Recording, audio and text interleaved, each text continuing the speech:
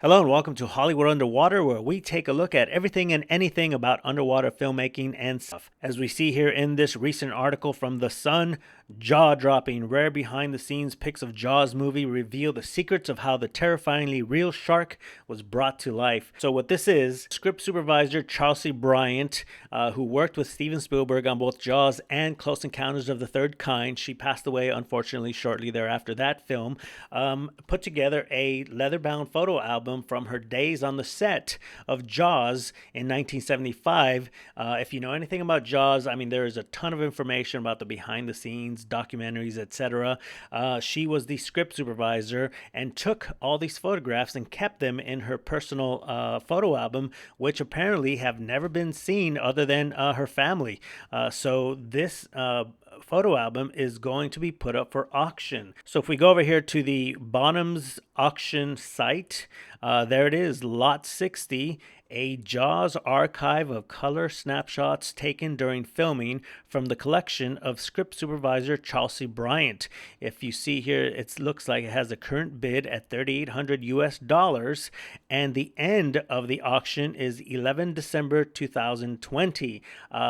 As I'm filming this, it is 10 December 2020 in the Pacific Northwest in the U.S. So this thing is about to be put up for auction. And you'll see over here they have a collage of the 12 photographs out of the 110 from the leather-bound photo album. We don't get to see those. Those are going to be put up for auction, and whoever gets the highest bid is going to be able to take a look at the rest of them. But for us, they have released these amazing images, and they are going to be put up for auction.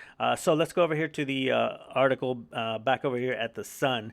This first photograph, of course, we see the rubber shark there in the water, and as I'm going to scroll down here, we're going to take a look at some of these photographs that have never been seen before. So as we go down here, we see the rubber shark Bruce, as it was dubbed, on some type of hydraulic wheel contraption, which has been raised out of the water here to set it up or repair it, whatever they need to. The dailyjaws.com, and they also have the same 12 photographs here, but I like the way they set these up. And as you can see here, the open interior of the shark Bruce, as someone makes adjustments to the hydraulic wheel here, and eventually it would get lowered back into the water. And I believe the way this would work is that this allows it to make that arc when it's coming out of the water and going back into the water, as we see in some of the shots in the very popular film.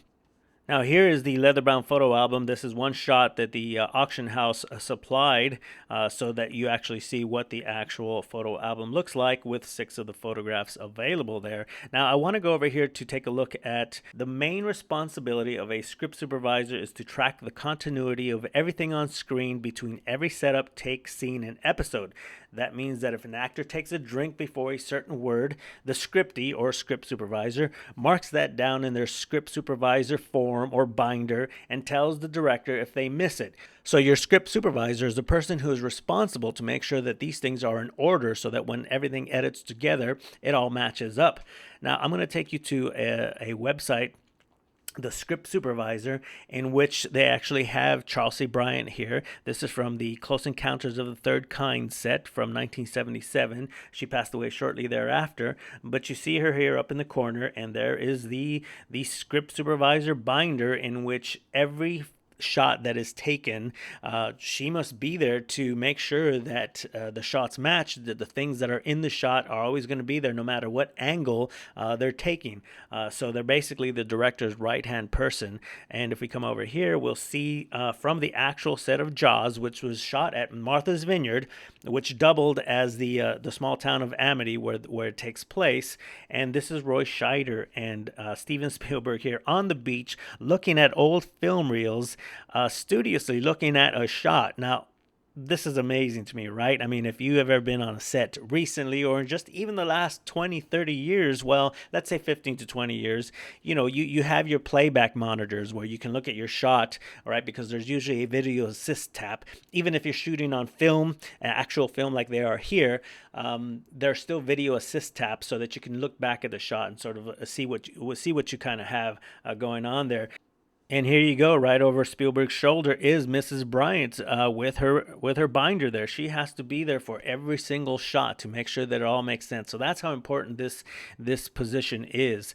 And we have one more shot here, just to show you that she wasn't no spring chicken. She was in the industry and she knew what she was doing. And here is something from Here to Eternity, Fred Zinnemann, 1953.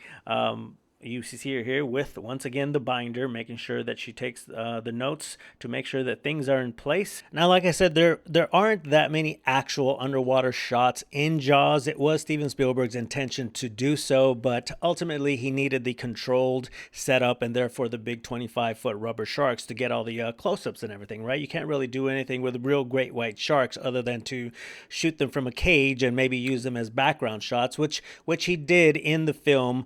Just it wasn't as much as he had originally planned to. So now Bill Butler was the DP on the film, but not the underwater cinematographer.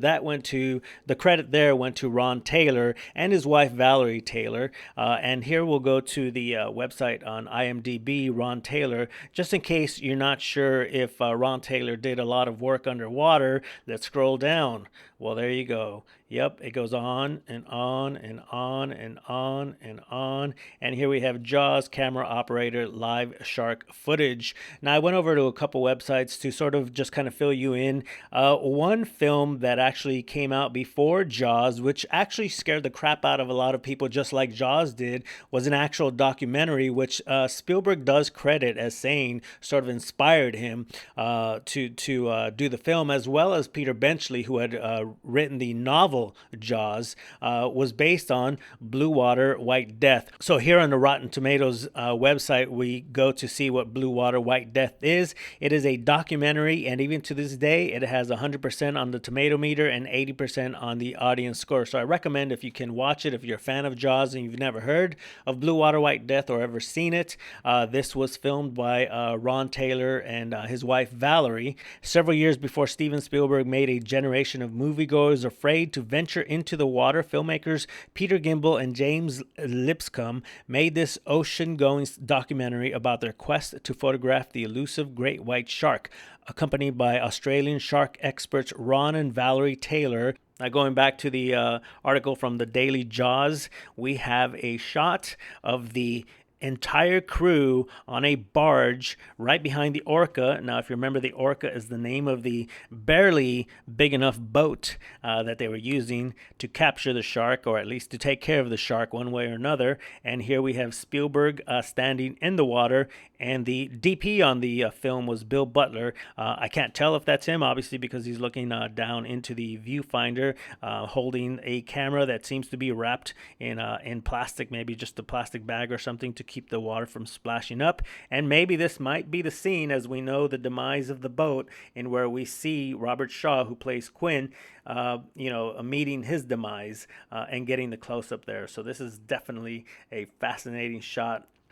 Here we have another barge shot with the big Hollywood studio lights balanced on that barge. And as I was researching for this, I was looking online just for some of the behind the scenes stuff about Jaws. We know that it's usually credited as the first big time summer blockbuster. And as I found an article on PBS Frontline here about it, there's this great paragraph, actually two here, that talk about sort of what led to it being the first major blockbuster during summer.